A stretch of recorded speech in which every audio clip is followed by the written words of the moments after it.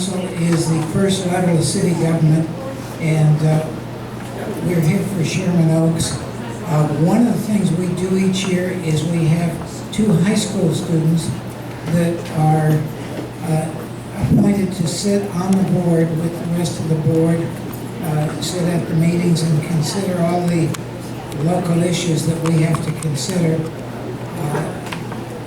Right now, we are taking applications for the coming year, and if you know any high school students that'll be in grades 9 through 12 the coming year, have them go to the Sherman Oaks Neighborhood Council website, click the Contact Us button, and just say, I'm interested in being on the board. Give us their contact information, and there's no applications. It'll all be done by interview, so all they have to do is show up and look pretty. And the deadline will be next Monday, I believe it's the 22nd of April. So if you know of kids in the neighborhood, you have children, grandchildren that would like to do this, it's a great experience for them, and it also looks great and helps them get into college without having to slip anybody a buck. So, thank you very much. Thank you, Ron. Okay, Richard, all yours. Okay, thank you very much, Jules. I'd like to ask our senior lead officers to come up, introduce themselves, explain their territories and what they do, and how people can reach them, and what we should do.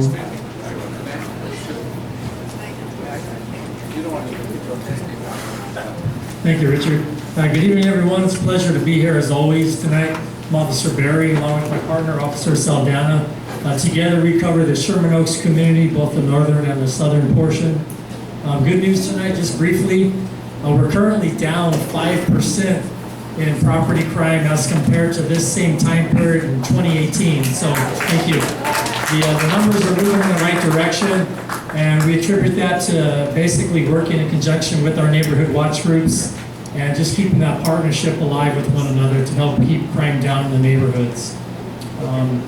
So with that said, thank you very much. Moving forward, we're both looking forward to continuing working with our neighborhood watch groups and just continuing to strengthen that bond with one another. Thank you.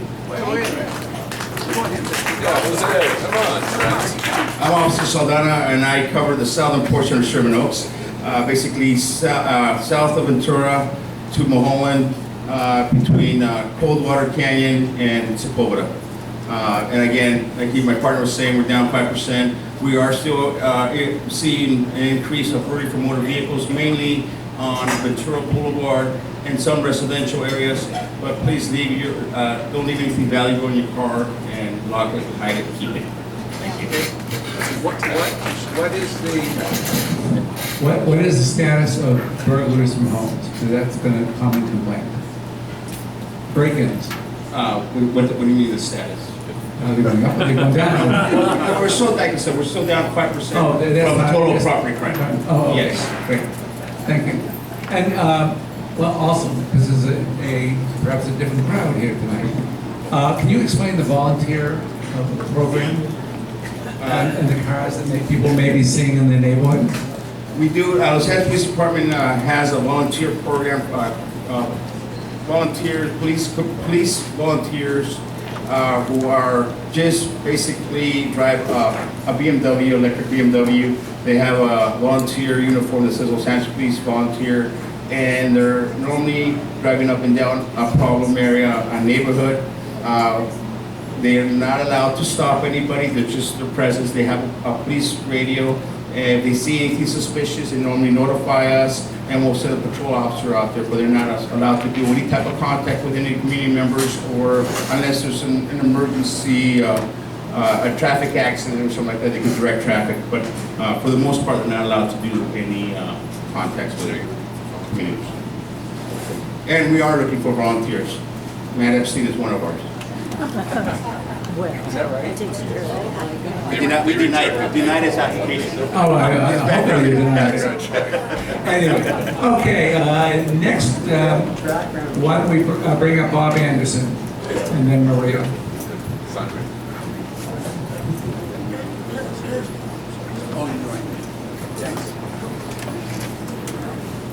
Thanks, Richard. Hi, everyone. We're working on the Metro Sepulveda Transit Project. For those of you, I keep saying it, you think, well, it's not going to be built till 2033. This summer, they're going to have the last set of public meetings, make a set of decisions, and by December, they're going to pick the final concepts, and then that's what we're stuck with. So it's not 10 years away, it's 8 months away. So Jeff Calvin from the Neighborhood Council and myself have been working. You see our little poster over there. We actually got enough chutzpah to come up with our own design of a concept that runs down the middle of the 405. Of course, Metro said it was impossible, but then we talked to somebody else in Metro and they said, oh no, that's a very good idea. So they know who they're talking to. And the funny thing is, about 3 weeks after we came up with this idea, sitting in Jeff's office on President's Day at the computer, somebody said they passed our briefing to this company, and the company contacted me. They're called BYD. They're Chinese.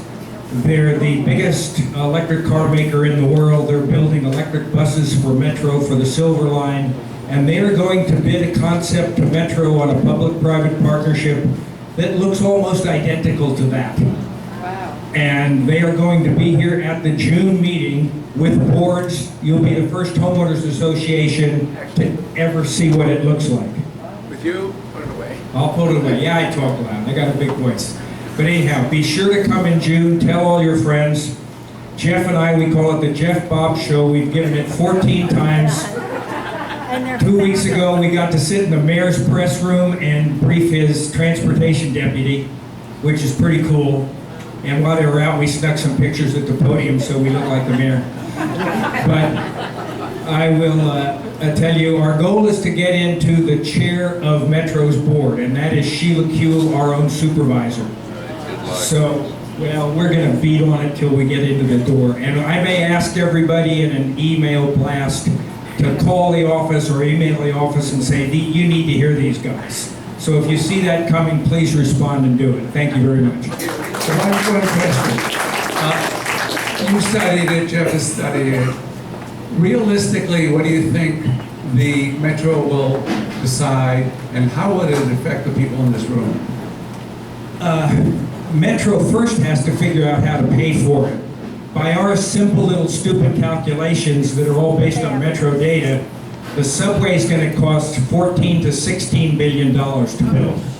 Metro has 6.5, so our question to them is, where are you going to find the extra 10? You know, is it laying around under the drawer or something? But it's going to affect us because if they can't build a subway, then their next plan is to run it overhead on Sepulveda Boulevard for 5 miles from Valley Vista. 25 feet wide with heavy, noisy, steel-on-steel rail trains every 4 minutes, 16 feet in the air, except when it goes over the 101, it's going to be 40 feet in the air on an overpass. It's going to look like an e-ticket ride at Disneyland. So we're saying, hey, if you want to do a subway, good, but tell us where you're going to find the $10 billion bucks. And if you can't do it, then try something else that maybe you can afford instead of wasting our money studying something that's not affordable. Okay, one final question. If the affordable one that they think they can do impacts us because it's on Sepulveda Boulevard to Valley Vista? From Valley Vista, it comes out of the ground at Valley Vista and runs along Sepulveda all the way up to Stadcourt. Okay, and what about the west side? Oh, well, the west, don't worry about the west side. They're fine. It's all underground there. Because it has to go to the UCLA campus because that's a big writer point and blah, blah, blah. So the valley gets the shaft again, you know, and we're trying to make it not happen. Well, thank you. Maybe the metal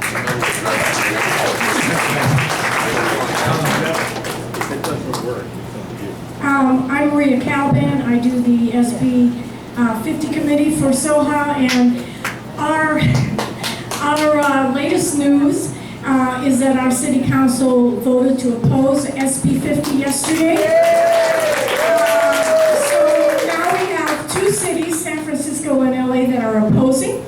But the big focus now has to be Sacramento, because that bill, last year's 827 bill got killed in the Housing Committee. This year it has passed the Housing Committee, and it is now at the Finance and Governance Committee, where Senator Hertzberg sits on that committee. It is very important that next week they're going to take a vote, and we have to be very vocal here. We as a committee have written a lot of letters. We have met a lot of people. We have organized all the Valley neighborhood council groups, neighborhood homeowners groups. We have personally contacted Scout Wiener. We have been very active, but we say that we are representing an army of people. And sometimes you have to show the army that you have an army, and that's you guys. So this time, it is very important that we write emails to the senators that are sitting on the Finance and Governance Committee. And I have written their emails here. I have 150 of these. I hope I don't take any of these home. I even have written at the bottom what it is we're objecting to. All you have to say is you object to it. It is very important that Senator Hertzberg's position right now is he opposes it as it is currently written. But it is very important, he has informed us, for all of us to reach out. So the chair of the Committee of Finance and Governance is listed here. You got to write to him. You have to write to Hertzberg. We have to do this in the next day or so. It is really important. Thank you. In addition to you guys writing and sending emails, make sure you put it on your Facebook and make sure you send it out to all your friends on your emails that they go ahead and do it as well. Okay, so you'll pass it out. Thank you. Okay, marshal lawn.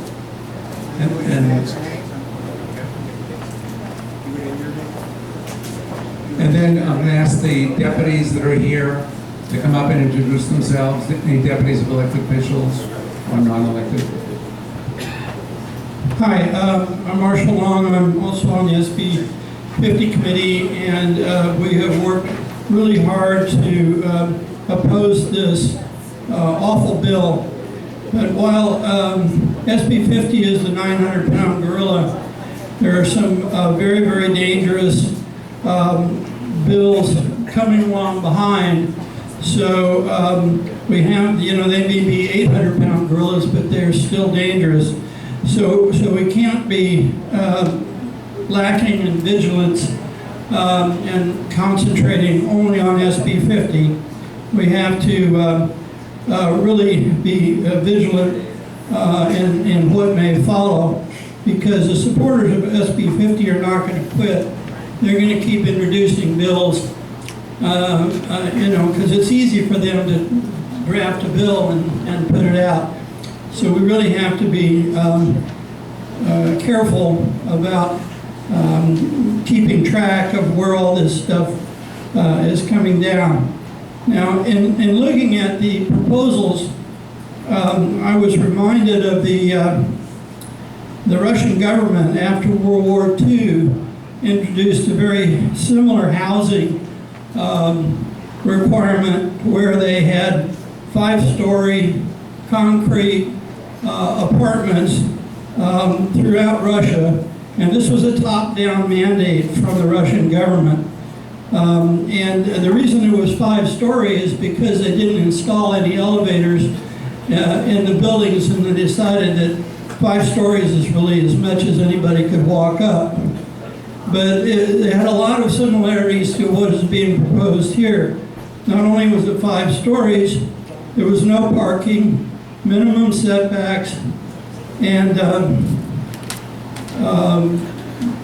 lot of similarities to the current proposals that Wiener has made. So I don't think we want the Soviet model of housing in California. Thanks. Thank you. Deputy from this side. Come on. Or any side. But why don't we start with Andy. Tamar Galatson is no longer. Tamar is no longer our neighborhood prosecutor for Sherman Oaks. We have a new person. Tamar has been coming here for 17 years, and she's been promoted. And Andy Solomon is our new neighborhood prosecutor. So, come on up here. I made the mistake of giving people the microphone in front of the desk, and I'll never get it back. I talk for an hour. Anyways, so Andy, tell us a little about yourself, where you grew up, you know, your background, and also, you know, how you do you have information available? Because he just moved to the office in the Van Nuys, right? Okay, Andy, who are you? I am Andy. My name is Andy Solomon. Hello, I'm very excited to meet all of you. Tamara sends her regards. She couldn't come tonight, but she spoke very highly of this group. Made sure I come to this group meeting as much as possible, which I intend to do. Wait. Yeah. That's code for you need to be here every meeting. I understand. Andy, tomorrow I think missed 3 meetings in 17 years. Okay. And those were, she had, because there were some things with her boys. You don't have kids, right? I don't have kids. Okay. You can't have kids either. I cannot have kids at all for the next 17 years. Okay. Deal. So I'm born and raised in Southern California. I went to school in Boston and then came back and realized that I'm glad I survived the winters there. My sister's now there complaining to me every day. I'm very glad to be in Van Nuys specifically. My role before this was I was in the city attorney's office for about 5.5 years. I was a more traditional prosecutor, did several jury trials, many of them to success. And now I'm bringing in my experience to here. And my goals are to work with the community, work with the police, work with everyone I could work with to address issues that are consistently and pervasively preventing people from enjoying their lives, essentially. And keeping order in our town. That's essentially it. So it's almost like we have a big city, and my directive is to make this a small town, if I can. So I appreciate all of you, all of your input, and I do have a phone number for you. I don't know it off the top of my head, so forgive me. And I'm new to Van Nuys. I've only been here for about 2.5 weeks. So here is the phone number, and I'll give you a name too. I know people like names. 818, you might all have this already, 818-374-6837. I would recommend you ask to speak with Cynthia.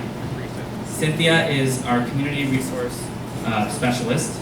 I'm working with her to set up a way to intake everybody's information, what we need, and escalate things as necessary or deal with them immediately as soon as possible. Email address. Email address. My email address is Andy, A-N-D-Y. Don't give Dot. it to Tom.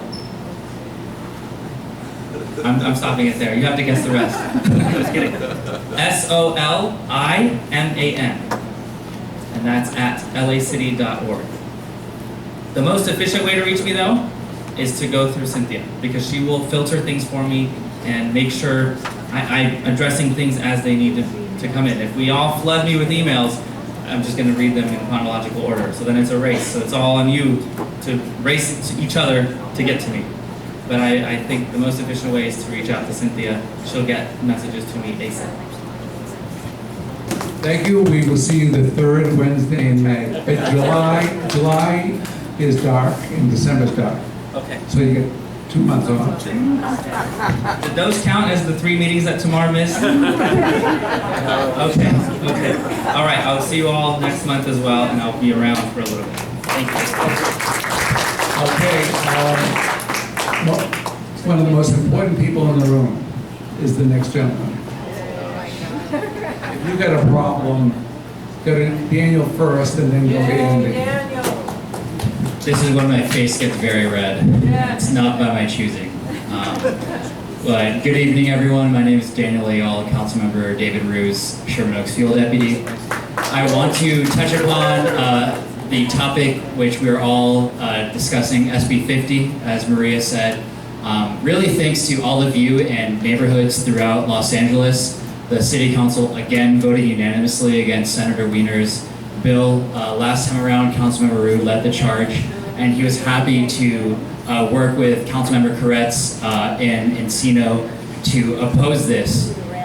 From the get-go, he has been asking a lot of tough questions of Senator Wiener, and as of yet, he has yet to get any adequate responses to those questions. Specifically local control.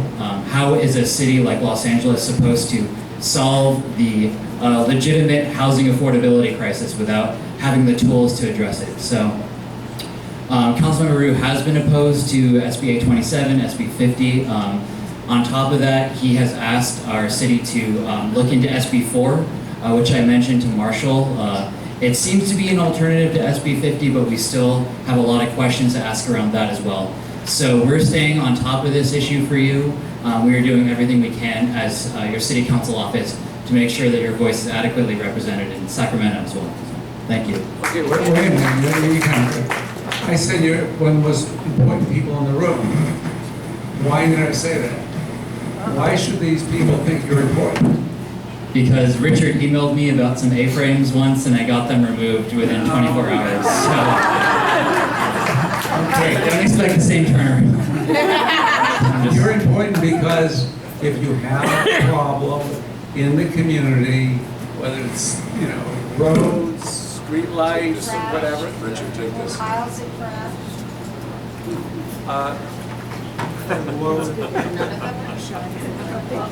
Then the person it's trying to tell you something.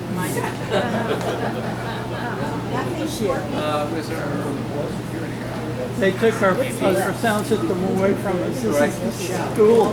This is our security guy here. Jules, can you go out and see if we who wants to volunteer to go out to speak to the security guy? Okay. Okay, anyways. Tell me what might be down. They have a key to the Anyway, any problems? Give Daniel a call. What number do they call? 818-728-9924. And you'll get it done in 24 hours or less. We'll try it. I'll try. I can talk about it. Hi, everyone. Hi. Can you guys hear me pretty well, decently? My name's Emma Taylor. I'm the field representative for Assemblymember Nazarian's office. I cover Sherman Oaks, and I just got off a plane. I flew back down from Sacramento, where I was for 2 days at a housing conference, actually, because that's obviously been one of the big focuses of the communities that we represent. And so I've been trying to learn as much as possible so that I can represent you guys in conversations with our team in Sacramento and also with constituents throughout our district. So I'm really happy to be here tonight. I would love to talk to you guys more. Maria and I have been discussing SB 50, SB 4. I've been keeping a really intense eye on it.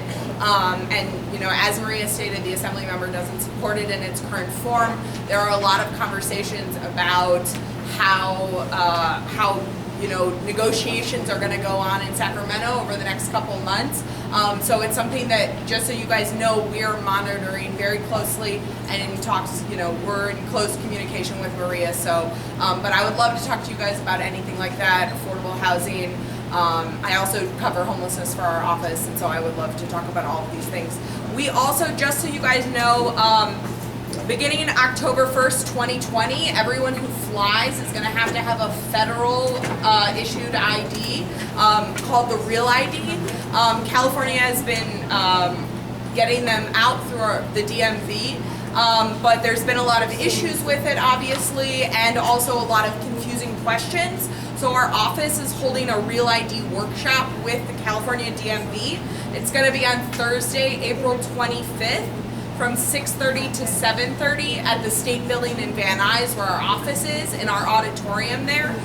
So if you have any specific questions and you want to come, feel free. There will be DMV representatives to talk to you about, you know, which documents you can use, which ones you can't. And since the lines have been so long, we do suggest, you know, doing your research before and knowing what you need to have before you go and wait. If you can't come though, email us. We have a lot of information to get out to constituents about it. So if you can't come, don't worry. And those are really the big things. Thank you very much. Can we use that private DMV thing up in Sacramento? We'll talk about it. You didn't realize you had to yell at everyone, right? I know, it's kind of Hey, Emma, can we get your phone number and email, please? Our office number is 818-376-4246. And my email address is emma.taylor@asm.ca.gov. Thank you. Hi, everyone. Hi. Okay, I'm Hannah, Hannah Kelly, and I'm with Senator Hertzberg's office. Our usual deputy for Sherman Oaks, Barry, she's unable to be here tonight, so I'm filling in. Can everyone hear me, or talking loudly, yelling isn't really my strong suit, so I apologize. I haven't ever done theater, but Okay. The microphone does not work. thank you. I will do my best. I'm here with Senator Hertzberg's No, Bob. office. My name is Hannah, again, if anyone didn't hear me. And I cover housing and homelessness for the senator. And SB 50 has been an issue that our office has been very aware of. We have been, our goal has been to be as transparent and accessible as possible, whether that's at community groups and meetings like this one, or whether that's, you know, going through our emails and phones every day and reaching out to our community members and taking back our feedback. So it's important if you, you know, have any sort of feelings about this bill, please do contact us. That sheet that Maria handed out has our email. So I have a question for you. yes. Is Bob Hertzberg in favor of the bill or not in favor? Is he going to vote yes or no? So, like Maria said, he is opposed in written form as it's currently written. So, but in terms of how he's going to vote in the committee, he will decide that he'll make that decision once the bill is put in front of him in the committee process next week. But he is opposed as written, so that's where he's at now. And please do reach out to us about your positions. And if any of you want to write down our phone number, it's 818-901-5588. Thank you. Can you say that again, please? 818-901-5588. Okay, one more person. Do you need a microphone, Nancy? Oh, I'll do my best.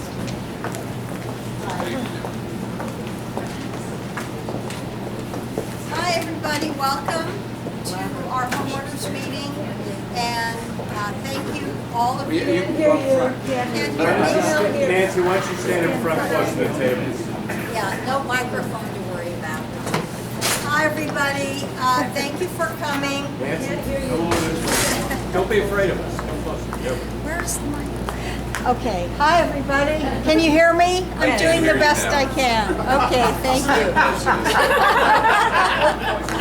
Okay, I can always count on Matt. Okay, so I am on the board. My name is Nancy, and I'm also the membership chair. So my job this evening is to say thanks for coming. We value all our members. You are our lifeblood. You make SOHA possible, and we need more of you. So any of you who are here as a guest, we welcome you, but boy, we sure do need your support.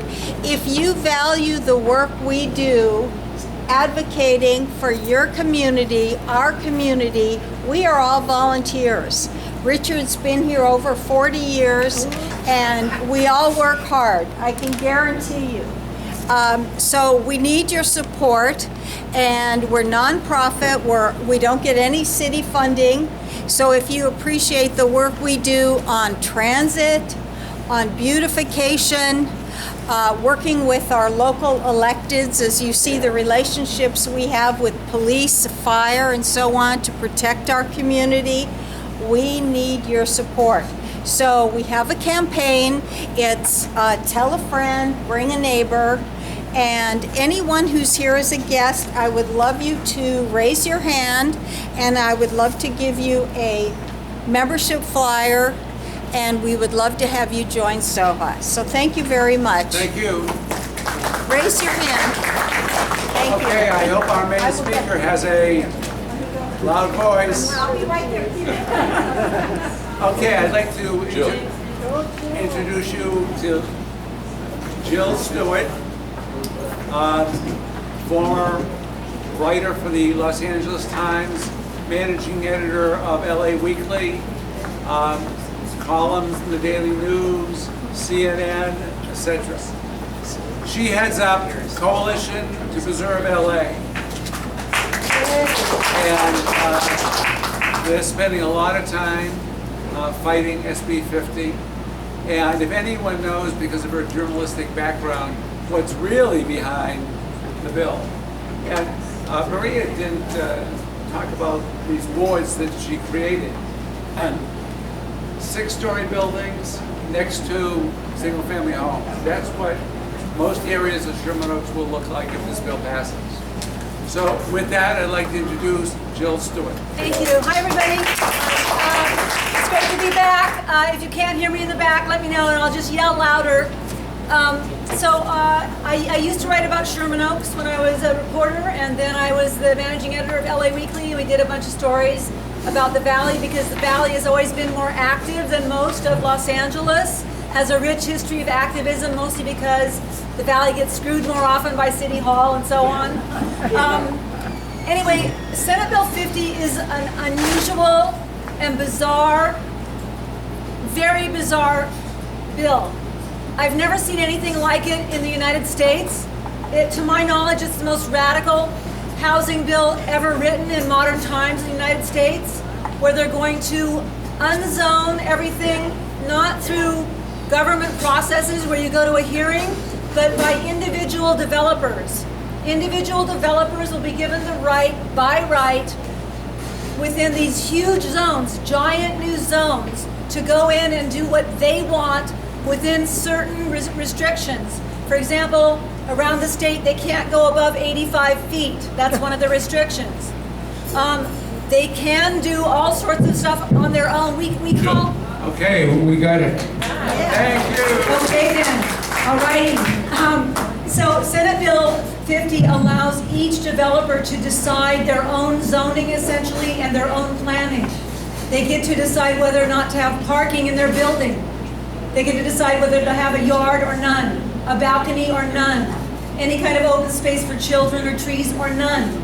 It goes on and on. This is an unprecedented, there's nothing like it. There's absolutely nothing like it going on in the country. And I blame the media for letting it get this far, because as a member of the media for more than 35 years, I would have been all over this story, and so would everybody I knew in those days, in the 80s, the 90s, the 2000s. But now, there's very few media left. Frankly, the Sacramento, we used to call it what was the nickname for Sacramento? There were so many reporters in Sacramento, they had a nickname. It wasn't the Army, but there were 50 reporters up there. Now there's like maybe 10. And the LA Times reporter, he's a very nice guy, Liam Dillon, totally biased, I'm sorry, but he is biased toward the YIMBY movement, which is all about living in apartment buildings. So you have a reporter who doesn't care about what you think, and then you've got nobody else, basically. It's a very bad situation. So you guys have to be more active than you're used to being. I know that's like, oh my God, we're at the limit. But you have to write more, you have to call more. There's a handful of people that you have to influence as much as you can. Maria gave you all this pink slip here. Yes. These people are deciding next week on the 24th whether to let it get out of the next committee.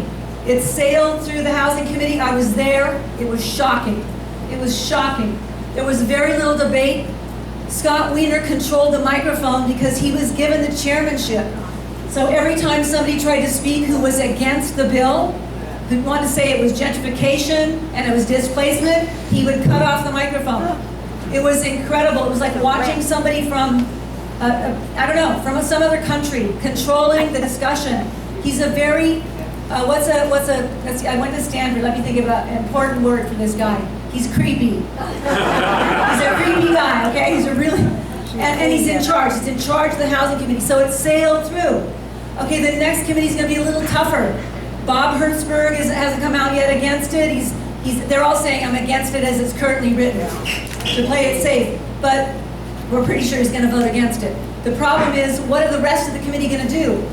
Everybody here, you need to explain. Call up. Explain that you started your life in a starter home somewhere in California, wherever it was you bought a little house when you first got started. They're going to wipe out starter homes throughout the state. We've been looking at the numbers. It looks like about 3,000 streets, 3,000 neighborhoods are going to be affected. Upzone individually by each developer who decides to come in. The city council has no say.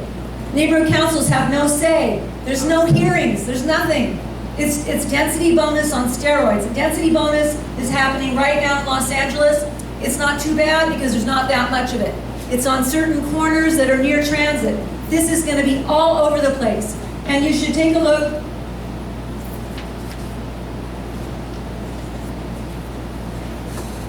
Dang it, I can't find the right piece of paper. Wait a minute. Hang on. You mean this?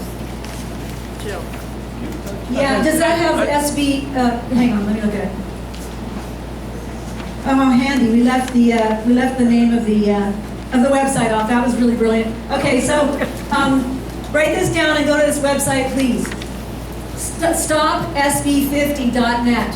StopSB50.net. That is the searchable map. You just put in any address you want. Your address, your kid's address, your best friend's address. Just type it in and it will pop up. It will show you if you're inside one of these zones. There's 3 zones.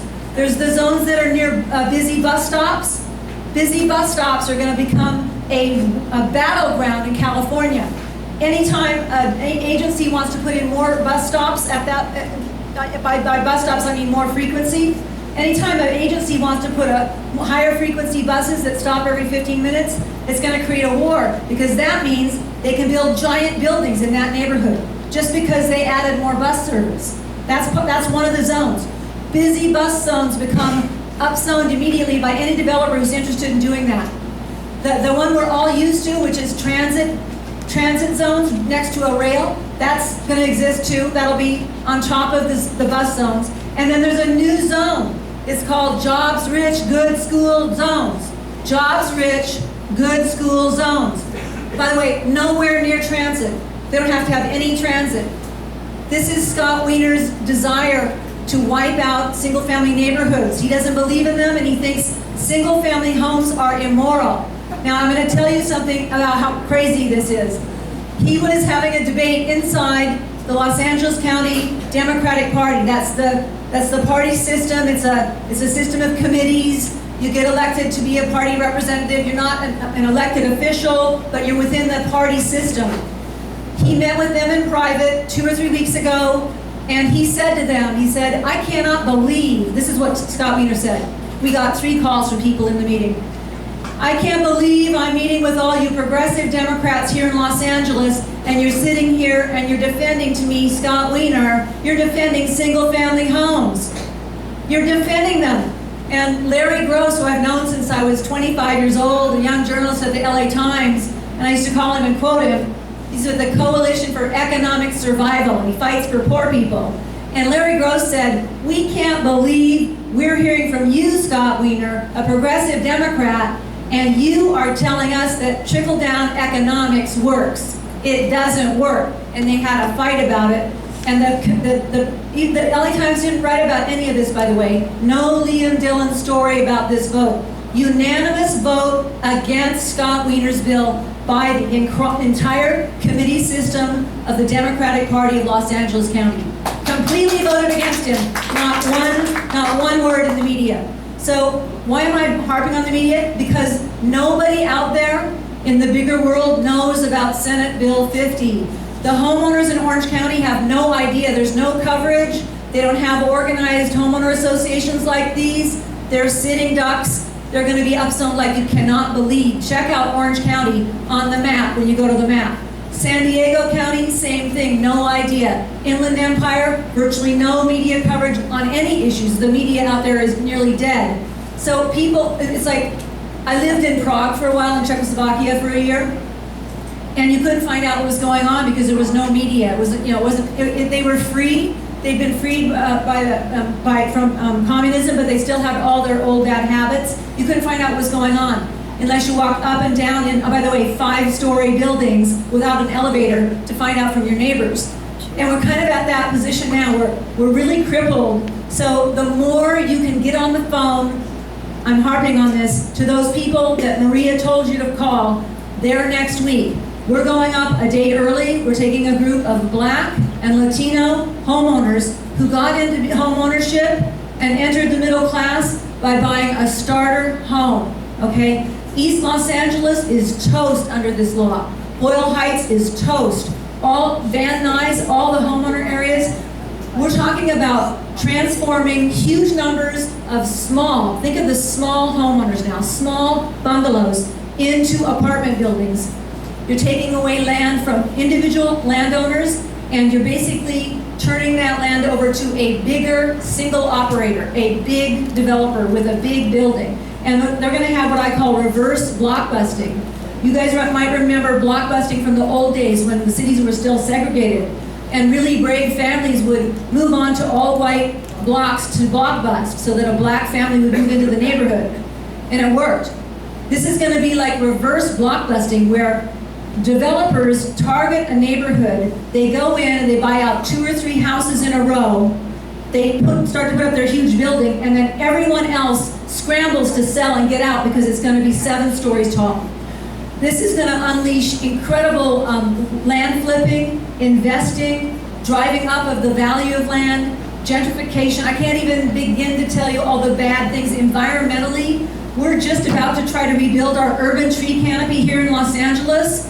Coalition to Preserve LA has been fighting the mayor for 2 years to rebuild the urban tree canopy in LA, which is being decimated. He cut it way back, the budget for it, when he was the council president, and then he never put the money back, and he keeps telling us he doesn't have any money. LA has $10 billion now in its budget. It's a record high. And the mayor's all, I'm sustainable, but he's really not that sustainable. I'm really a critic of him on that. So we're going to lose, think of the number of trees that breathe, that give us shade, that keep the valley a little bit cool. I mean, I live in the Woodland Hills, yeah, right? It bakes. If we didn't have a giant olive tree and the neighbor's huge tree, which I always beg him not to trim, we'd be just unbelievable. Instead of 105, it'd be 120. So think of the valley once all of this paving and all these huge buildings come in. It's really, in every way, it's bad for the environment. I don't know why, but some of the environmental groups have signed on because they think it's going to force people out of their cars and onto transit. And as we've seen in Los Angeles, that's been backfiring for about a decade now. The buildings near the train stops are mostly luxury buildings. Poor people are moving further and further out of Los Angeles and driving further back into work. It's like where is the genius author who's going to step forward and write the true story of America right now and what a disaster some of these theories have turned out to be? I'm waiting for that. Somebody step forward and just explain. It didn't work, okay? It doesn't work. You've got to try something else. So Scott Wiener is the worst of all of these things.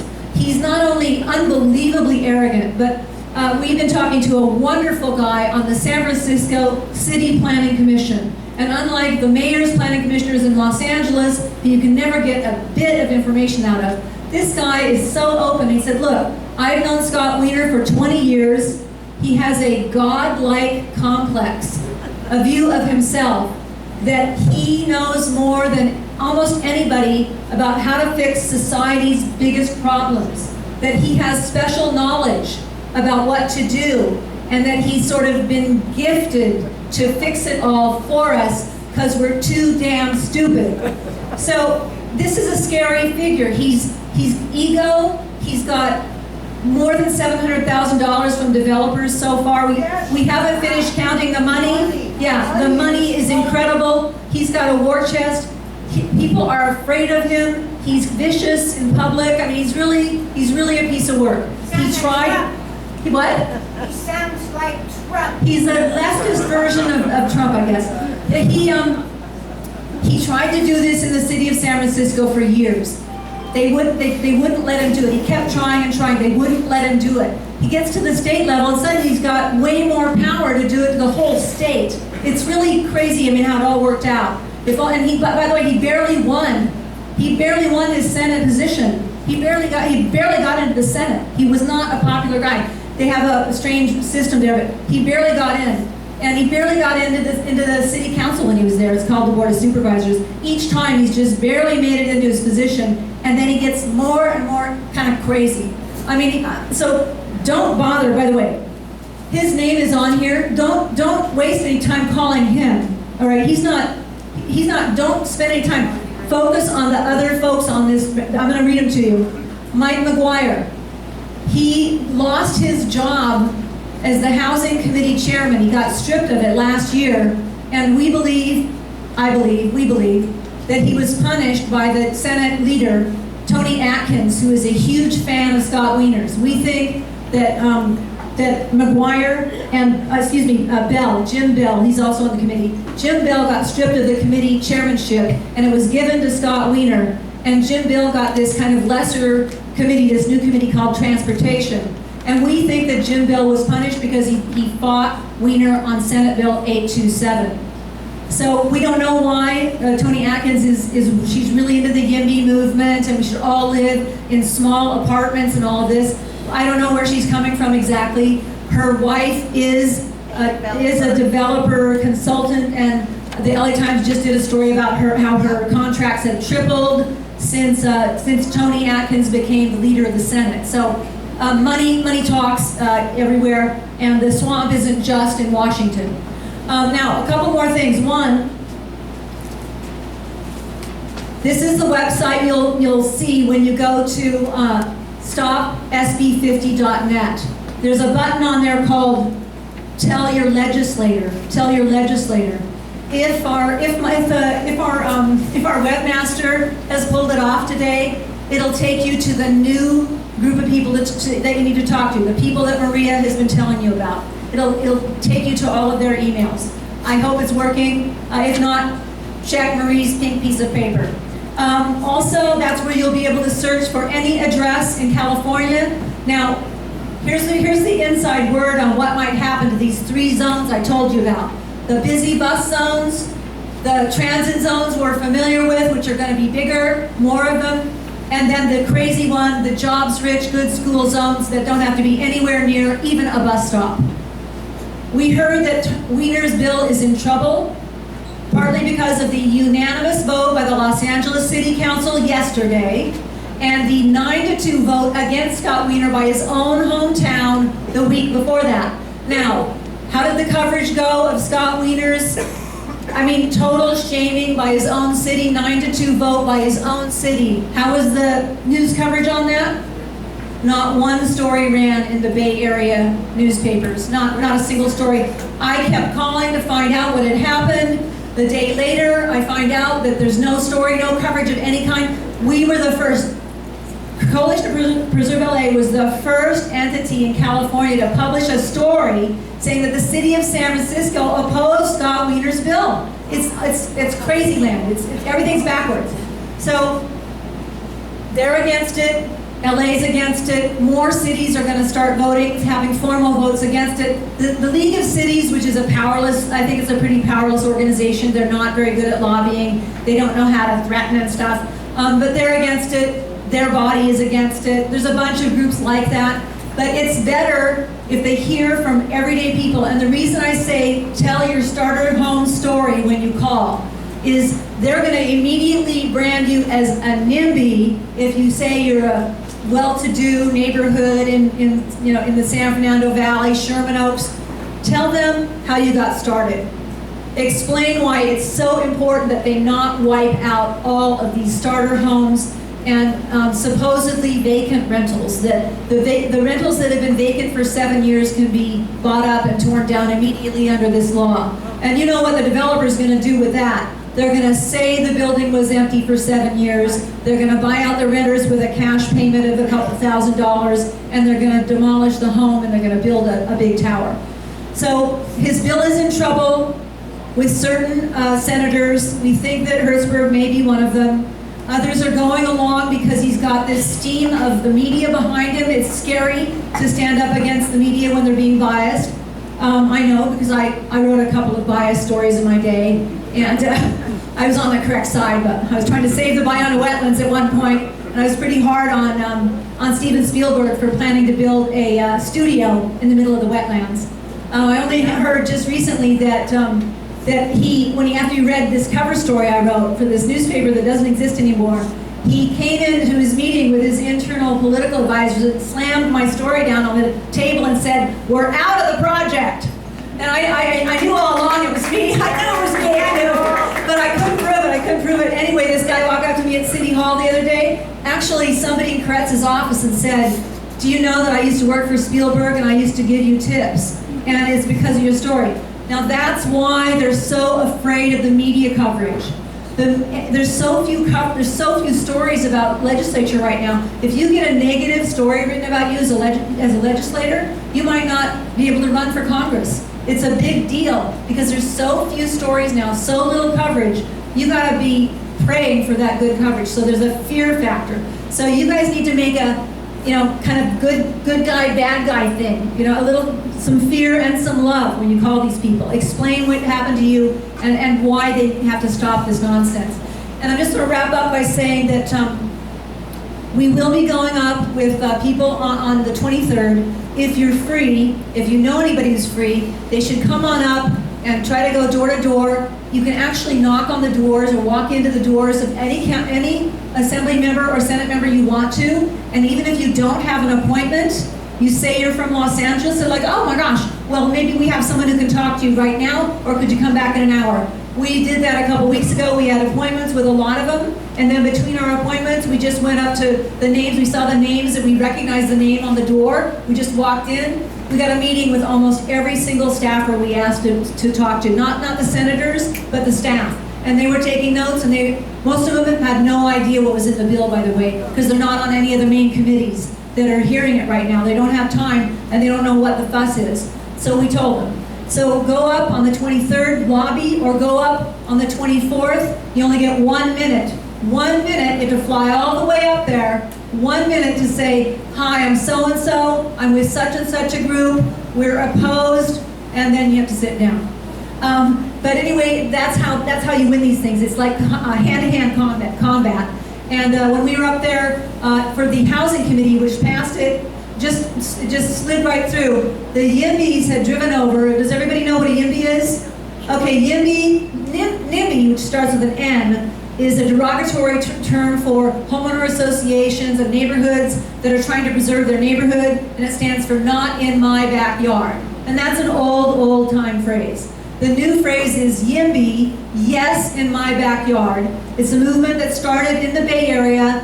Young, single people who can't find apartments that are affordable. They work for the tech industry, they might make $100 grand, but they still can't find a place. And they think that the single family homes and the yards and stuff are standing in the way, taking up too much room, and that they need to be turned into apartment buildings so they have one-bedroom apartments to live in. Now, I can see their point of view, but they want to wreck all kinds of places while they're doing it, and all kinds of middle class and lower middle class people get pushed out while they're doing this. It'd probably be a lot easier to talk a couple of the big corporations to move to the middle of the country where there's tons of land and tons of cheap housing and set up shop there than to remake all of California because Silicon Valley needs its space. I mean, it's unbelievable how this has gone totally, like the one little tiny screw is twisting the entire car to go in a different direction. And the bill is really written by and for San Francisco, and San Francisco opposes it. So go to the website, get in touch with us. We are trying to get people to not only come up for this next one, but there's going to be potentially several trips up to Sacramento depending on how much this comes up. It's got to go to appropriations where it can die quietly. That's where bad bills go to die quietly. That could happen. If anybody in this room knows Anthony Portantino, he's the chair of the Appropriations Committee, and he has amazing power to stop this bill. Amazing power. Anthony Portantino, he represents everything from Atwater Village all the way through Pasadena, San Marino, not sure, Sierra Madre, Duarte, Bradbury, all those foothills that go out through the San Gabriel Valley. He represents all the way out to San Dimas, maybe even a little bit further, Pomona College area. If anybody in this room knows him, call Anthony Portantino. Explain what it's going to do. He can basically, his committee doesn't even have to have public hearings. It's a quiet, kind of a secretive committee. It's all about figuring out whether it's going to cost the state money. And I keep saying I'm going to wrap up. Here's what you mentioned to Anthony Portantino when you call him. One of the things that this bill allows is it allows historic preservation overlay zones to be wiped out. They're meaningless, they're wiped out, they're nothing. Each individual building has to be protected by the state. It's called the State Historic Resources Registry. If you're not on that registry with your historic home, anybody can come and buy it, and they can build whatever Scott Wiener allows on that land. So we're going to lose amazing amounts of historic buildings in California. A lot of stuff is threatened in San Francisco because it was modernized a little bit. So now it doesn't qualify for the state historic, all those Victorians. Some of them are just, they were modernized too much, they don't qualify. They can be turned into apartment buildings. San Diego, there's parts of San Diego that'll be toast if this goes through. So call him up and mention to him the money that the state is going to have to spend to vastly expand the department that handles the historic registry applications. They are going to get swamped with applications. Most people don't even care if the state protects their historic building. They want the city of LA to protect it, and sometimes they want the feds. This is the state. They're going to have a huge department that handles all the overflow of people trying to get their building, just their one building, approved for protection. And it's going to take a long time. It's going to be a backup. It's going to be a disaster. We mentioned that one. We're going to try to find some other obvious costs. If we get them, we'll send them to Maria, and we'll send them to Richard and whoever else, and have them tell you guys what to say. But keep those in mind. Those are strategic issues. Calling Anthony Portantino and calling the people on the pink slip here. Go to the site, share the site, let your friends know in the rest of California, because there's dead zones out there. Orange County, if you know people, tell them to look at the map. If you have friends in San Diego County or Inland Empire, urge them to look at the map. Santa Barbara, a bunch of Santa Barbara is toast under this law. So that's it. Bad news, sorry. But we're working on it. Okay, we're working on it. Okay, Matt, do we have questions? We have questions. First of all, Jill, thank you for your passion. Thank you for doing this. It's fantastic. I just wish you were a little bit more passionate about this. You said two things. First off, Natasha Arnardi, are you here? Okay. I'm not going to ask your question. I actually gave your question to Daniel, because that's a question for the city council. So they'll get in touch with you tomorrow. It's not a question for Jill, okay? So you said two things, and I want to go over. The last thing you were talking about was the California historical buildings. So you're saying that anything that's in an HPOZ here, in a historical preservation overlay zone, there's areas like Van Nuys, there's areas in Van Nuys that have the historical homes. Those are not exempt from on this bill? Only if they have already been individually protected by the state, by application by the homeowner or the building owner to the state historic registry. Wow, okay. Yeah. And then the other thing you said too is you said that, and one of the questions actually is from, I think, Lisa. Are you here? Okay, Lisa directed a question that I told her I wasn't going to answer because it was a question directed to me as a realtor.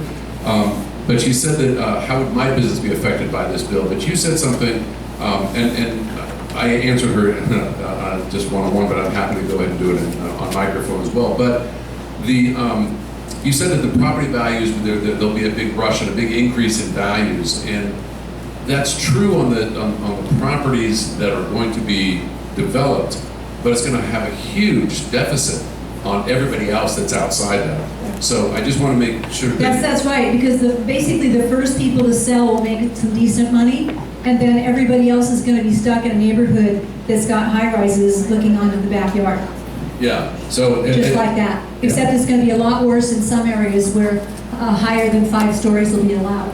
well, there's also a cumulative impact as far as not just the folks that their properties can be developed, but the folks that are across the street, down the block, that are still in the single family residence, but just have the values will go down overall along the whole, not just the corridors that are going to be overdeveloped, but also the outlining areas.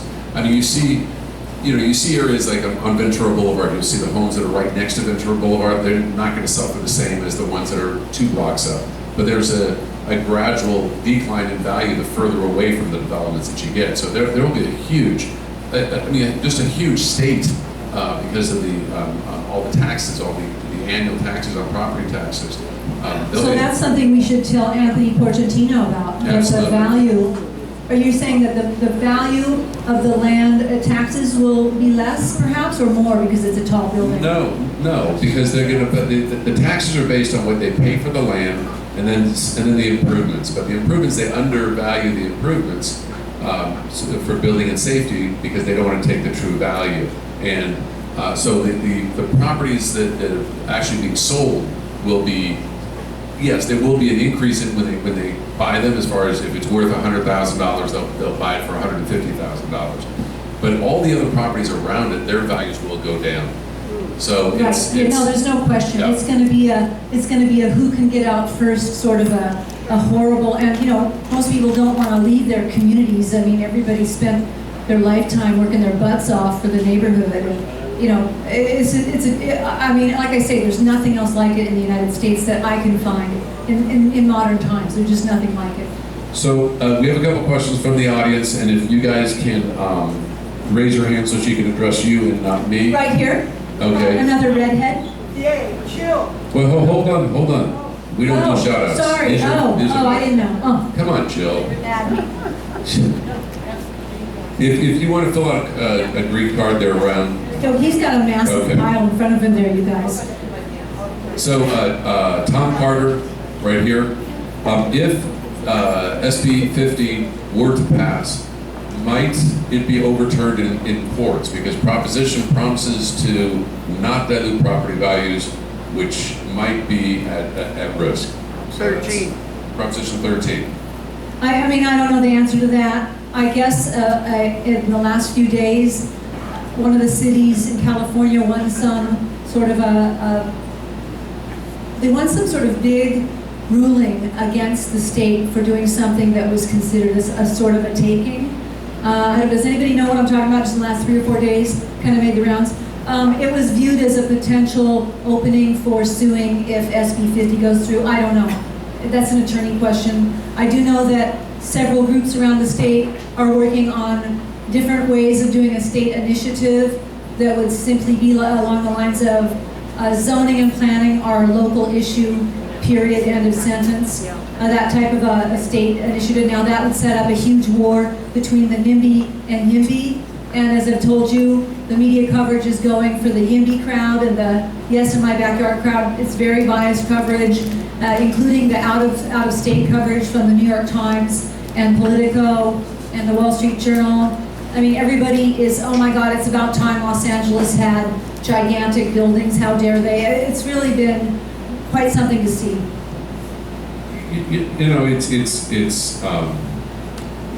Thank you.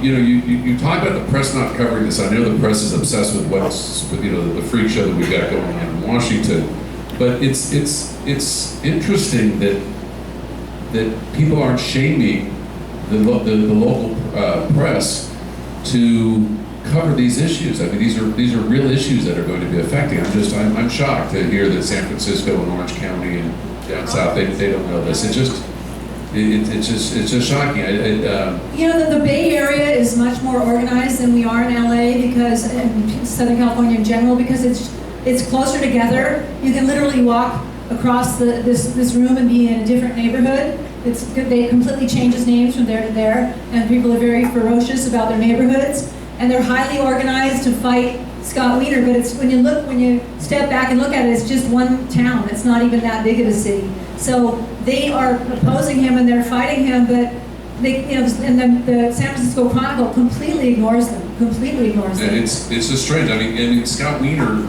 got his ass handed to him on 8/27, right? Yeah. And what victories does he have? Why does he have so much power other than he's got $700,000? That's not a. I mean, that's. I think it said he's an Energizer bunny. I don't think he sleeps, as far as I can tell. He started working on this bill apparently the week after 8/27 failed. He put together a little internal trust team of people to figure out how to blow through the problems. And they did a brilliant thing. They leaked a story in December to the New York Times, LA Times, and Politico all at the same time, saying that Scott Wiener had learned his lesson. I believe that was even in the headline of the New York Times. And all of them came out with these really syrupy stories about how he'd learned his lesson. He was sorry that he made so many people afraid, and he was working with all these key social justice groups to make sure that there wasn't displacement, gentrification, forcing people out of their neighborhoods, and the social justice groups were going to sign off, and it was going to be a kinder, gentler version. LA Times, New York Times, Politico, I can't remember they all had this story, and then dead silence. So it took us 2 months to find out that he had initial meetings with a couple of major social justice groups. In Los Angeles, he met with ACT LA. ACT LA is a big umbrella group that represents all kinds of groups that help the poor. And he met with them, and he met with them, and he didn't adopt their amendments, and then he stopped meeting with them. And we didn't find this out till by accident. We stumbled into a hearing in downtown LA at the Affordable Housing Commission of the Mayors. We heard it might be interesting. We popped in, and there they are, ACT LA, saying, we haven't spoken to him in a really long time. He didn't make any of our amendments. We called the LA Times, they didn't write a story. A bunch of people called the LA Times, they didn't write a story. So it was a setup. He's really, he's one of those really bad guy politicians. He set it all up. He got the media to write a glowing, fawning series of stories, and then he didn't do anything. This bill is far worse than 827. It sucks up way more territory. Like I said, we estimate about 3,000 neighborhoods. Now, I think he's going to remove some of those neighborhoods to try to get it through the next committee. I think he's going to come out with amendments next week at the very last minute. In fact, we've been told this by a couple of gossips, good guy gossips in Sacramento, that he's working on amendments. He's going to spring them at the very last minute and then try to pressure the committee, which is already afraid of all of his tactics. Because nobody wants the yimbies to call you, at your house and stuff. They're very aggressive. So we think he's gonna have amendments that he thinks will help it get through this committee, and that will be the end of it. He'll get it through the committee. That's what he's gonna try. But he still has to get to Anthony Portantino, everybody. Who is that? Who is Anthony Portantino? Appropriations, and he's out in the San Gabriel Valley, and you all need to call his office. He's a big deal. He could be the guy with his finger in the dam. His committee can quietly kill it, and they don't even have to fully explain. They can say it costs the state too much money to do this. Lots of bad bills die in appropriations. Maybe we can have Richard ask him to come to our next meeting. Oh, good idea.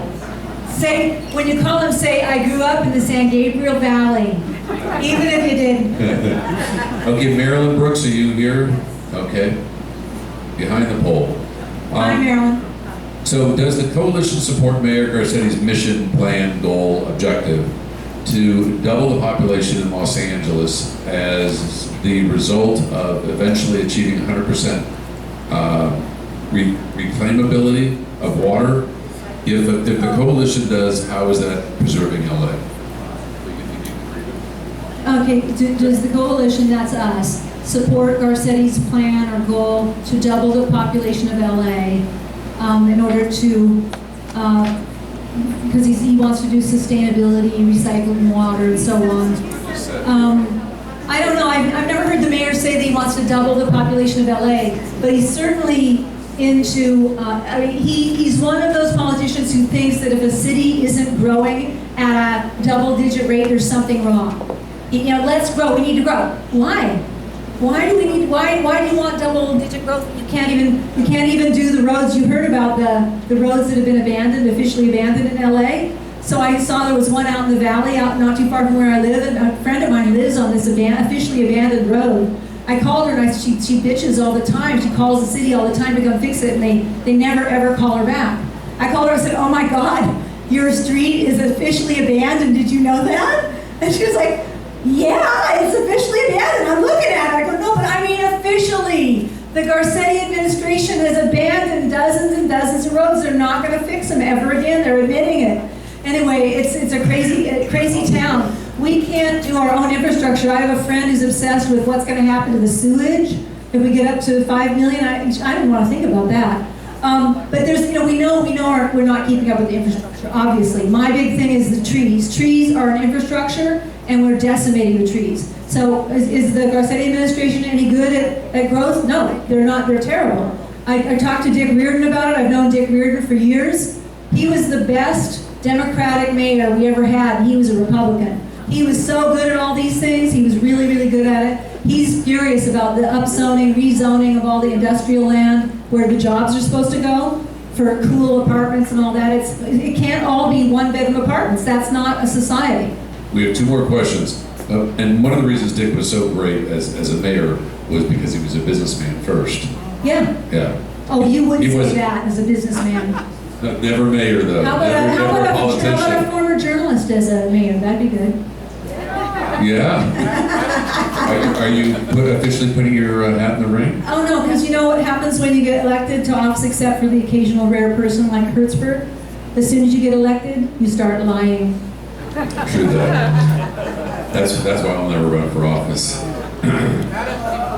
What? Okay, this is from Lisa's over there. Hey, Lisa. Okay. And Lisa, you don't have the best penmanship, so I'm going to plow through this as best I can. To avoid the state and city from building high-density structures now, how can we mobilize to insist on an infrastructure study to understand what the city can and cannot support, especially so many residents lost electricity during the heat storm. I trust something, the end of the drought. I think Richard might remember there have been infrastructure studies in Los Angeles about how far behind we are in the various areas and what we should do. And they go in the circular file. That there are zillions of blue ribbon commissions. I mean, it doesn't cause anything to happen. There would have to be a ballot measure, or some city council member got outed from office for not doing infrastructure, but it's too boring for people. People don't stand up and march on infrastructure. So there's no champion for infrastructure. That's the bottom line. It's not sexy enough, Lisa. It's not sexy enough. All right, Bridget Webb. Okay, so she just wants some clarification. So you're saying on the list not to call Scott Wiener's office. Right, you waste your breath. Okay, so on the pink slip, that's the one person you do not call. Okay. Yeah. Richard, that is it. Okay. Thank you, everybody. So, Jill, come around here. Okay, I want to show you one last thing before I go. You're not going in This here. is the letter that we sent to Bob Hertzberg's office today. I made about 15 or 20 or 30 copies if anybody wants one. It's very detailed. It goes on and on and on. But it has some key main points in boldface that are really great talking points for when you call the various legislators. So I have this is really thick. It's like back and front, 4 pages. But if you just read the boldface, those are good talking points to say on the phone to whoever you call, okay? Really good talking points. Come over here, please. Can you please clean up the area in front of you? Otherwise, Chuck and Jules will be here all night. Hold on, you guys. Also, I have a phone number if you guys are going to call on this for Anthony Portofino. Portentino. Okay, so if you want to call him, his phone number is 916-651, I'll repeat it, 4101. That's 916-651-4101. And please, everybody, tell all your friends, tell all your email chains, tell all you folks that are on Facebook and all the other social media stuff to get everybody else on the dime and not only call the press, but call all these numbers. Clean up and please come forward, and if you want to speak to Jill one-on-one.